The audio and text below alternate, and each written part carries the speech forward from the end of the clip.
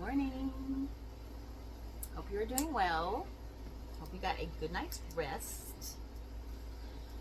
And that you are well rested and ready to start your day listening to me read the Bible to you. Or to read along with me while I read to you. So let's see, today we are in week 32, day 219. It is August 6th, and we are going to be reading out of the book of Ezra, chapter 3, verses 1 through 4, verses 24. When the 7th month came and the Israelites had settled in their towns, the people assembled as one man in Jerusalem. Then Jeshua, son of Jozadak, and his fellow priests, and Zerubbabel, son of Shealtiel, and his associates began to build the altar of the God of Israel, to sacrifice burnt offerings on it, in accordance with what is written in the law of Moses, the man of God. Despite their fear of the peoples around them, they built the altar on its foundation and sacrificed burnt offerings on it to the Lord, both the morning and evening sacrifices. Then, in accordance with what is written, they celebrated the Feast of Tabernacles with the required number of burnt offerings prescribed for each day.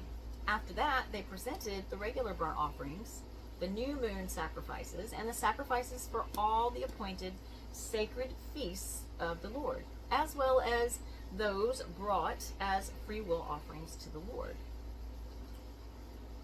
On the first day of the 7th month, they began to offer burnt offerings to the Lord, though the foundation of the Lord's temple had not yet been laid. Then they gave money to the masons and carpenters, and gave food and drink and oil to the people of Sidon and Tyre, so that they would bring cedar logs by sea from Lebanon to Joppa, as authorized by Cyrus, king of Persia. In the 2nd month of the 2nd year after their arrival at the house of God in Jerusalem, Zerubbabel, son of Shealtiel, Jeshua, son of Jozadak, and the rest of their brothers, the priests and the Levites, and all who had returned from the captivity to Jerusalem, began the work, appointing Levites 20 years of age and older to supervise the building of the house of the Lord. Jeshua and his sons and brothers, and Kadmiel and his sons, descendants of Hodaviah, and the sons of Henadad, and their sons and brothers, all Levites, joined together in supervising those working on the house of the Lord. When the builders laid the foundation of the temple of the Lord, the priests in their vestments and with trumpets, and the Levites, the son of Asaph, with cymbals, took their places to praise the Lord, as prescribed by David, king of Israel. With praise and thanksgiving they sang to the Lord. He is good. His love to Israel endures forever. And all the people gave a great shout of praise to the Lord, because the foundation of the house of the Lord was laid.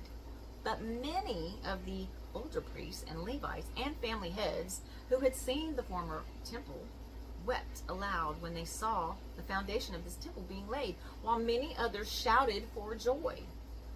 No one could distinguish the sound of the shouts of joy from the sound of weeping, because the people made so much noise, and the sound was heard far away. When the enemies of Judah and Benjamin heard that the exiles were building a temple for the Lord, the God of Israel, they came to Zerubbabel, and to the heads of the families, and said, "Let us help you build, because like you, we seek your God, and have been sacrificing to him since the time of Esarhaddon, king of Assyria, who brought us here." But Zerubbabel, Jeshua, and the rest of the heads of the families of Israel answered, "You have no part with us in building a temple to our God. We alone will build it for the Lord, the God of Israel, as King Cyrus, the king of Persia, commanded us." Then the peoples around them set out to discourage the people of Judah, and make them afraid to go on building. They hired counselors to work against them and frustrate their plans during the entire reign of Cyrus, king of Persia, and down to the reign of Darius, king of Persia. At the beginning of the reign of Xerxes, they lodged an accusation against the people of Judah and Jerusalem. At the beginning of the reign of Xerxes, they lodged an accusation against the people of Judah and Jerusalem. And in the days of Artaxerxes, king of Persia, Bishlam, Mithridath, Tabeel, and the rest of his associates wrote a letter to Artaxerxes. The letter was written in Aramaic script and in the Aramaic language. Rehum, the commanding officer, and Shimshai, the secretary, wrote a letter against Jerusalem to Artaxerxes, the king, as follows.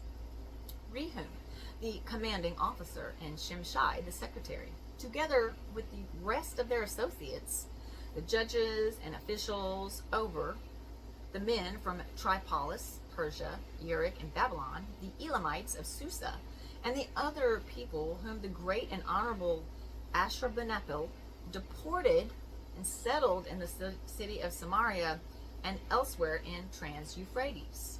This is a copy of the letter they sent him. To King Artaxerxes, from your servants, the men of Trans-Euphrates. The king should know that the Jews who came up to us from you have gone to Jerusalem and are rebuilding that rebellious and wicked city. They are restoring the walls and repairing the foundations. Furthermore, the king should know that if this city is built and its walls are restored, no more taxes, tribute, or duty will be paid, and the royal revenues will suffer. Now, since we are under obligation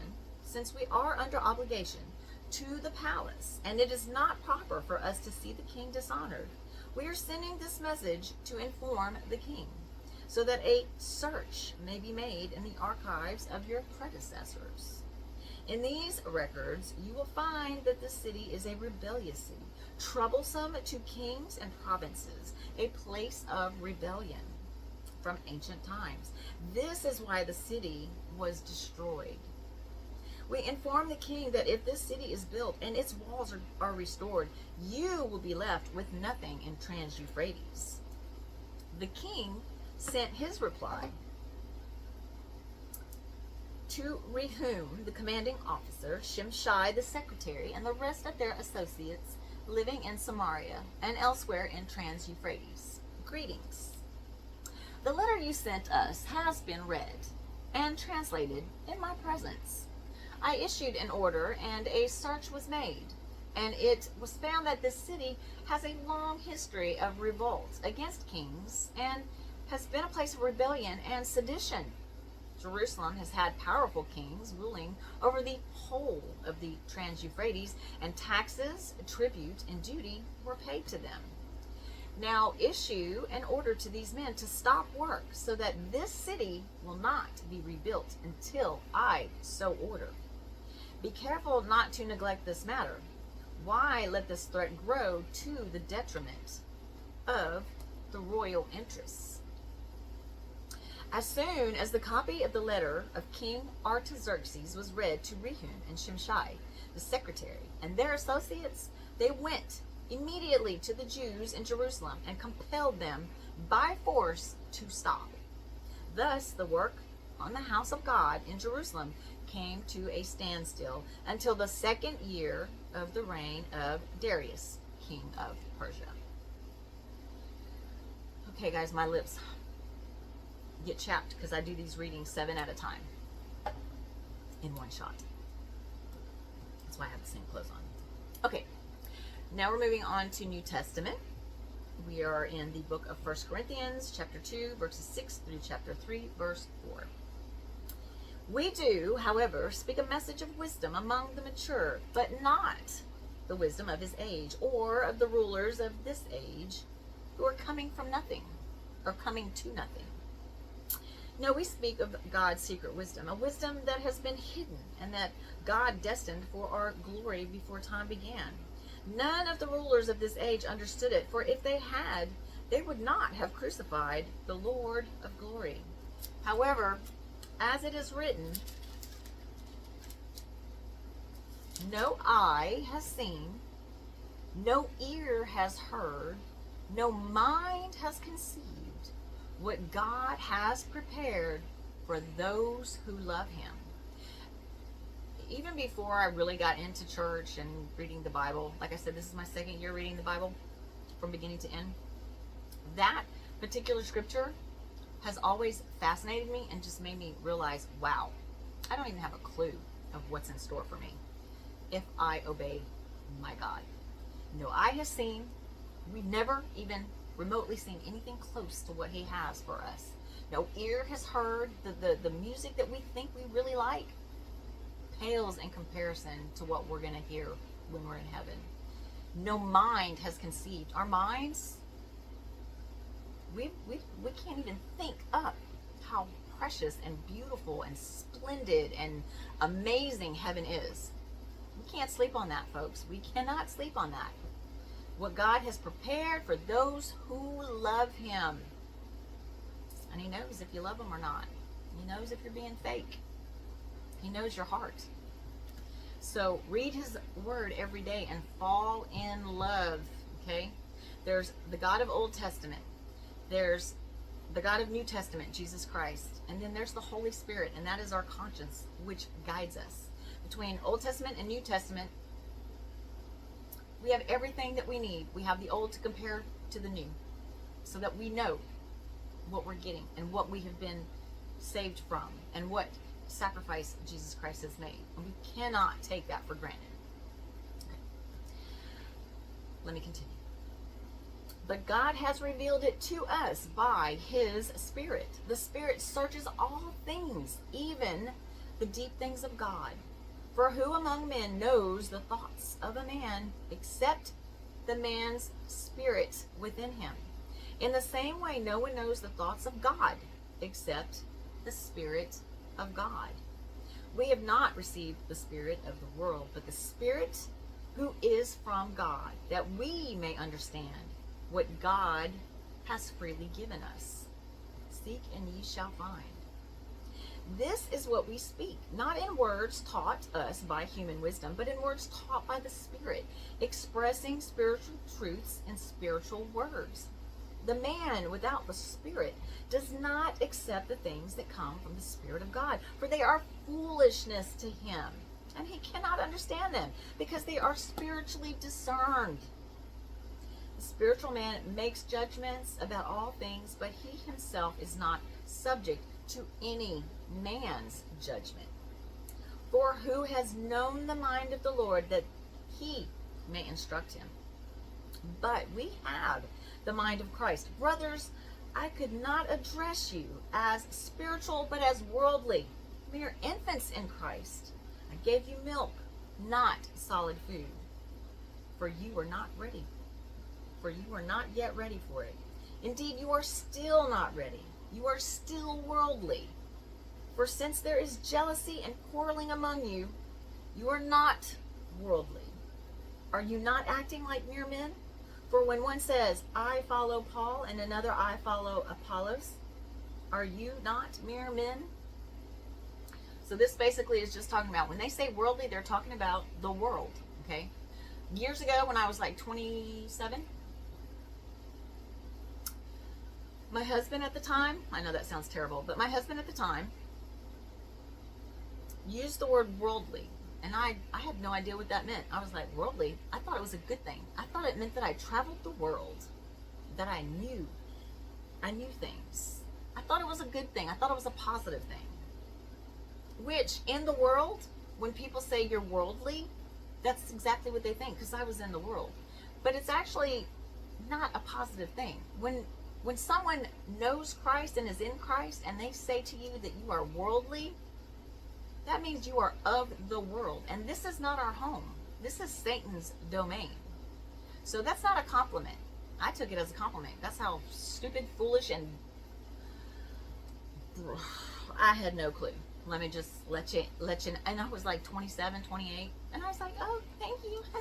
Thinking, no, it's not cute. It's not a compliment. Thank you, Lord, that I know now, but I did not have a clue then. All right. Now on to the book of Psalm, chapter 28, verses 1 through 9. This is remember, Psalm, P-S-A-L-M, is songs, and they're from King David. And it's basically him singing to the Lord. To you I call, O Lord, my rock. Do not turn a deaf ear to me. For if you remain silent, I will be like those who have gone down to the pit. Hear my cry for mercy as I call to you for help, as I lift my hands toward your most holy place. Do not drag me away with the wicked, with those who do evil, who speak cordially with their neighbors, but harbor malice in their hearts.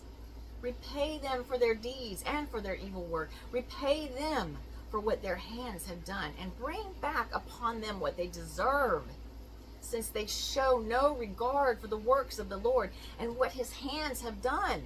He will tear them down and never build them up again. Praise be to the Lord, for he has heard my cry for mercy. The Lord is my strength, my shield. My heart trusts in him, and I am helped. My heart leaps for joy, and I will give thanks to him in song. The Lord is the strength of his people, a fortress of salvation for his anointed one. Save your people and bless your inheritance. Be their shepherd and carry them forever. And last but not least, Proverbs chapter 20, verses 24 through 25. A man's steps are directed by the Lord. How then can anyone understand his own way? We're lost. We're lost without God. That's what that means. It is a trap for a man to dictate something rashly, and only later to consider his vows. That's basically think before you speak. All right. That's it for today. Thank you again for being here. I love you. I hope you have a great rest of your day. Bye now.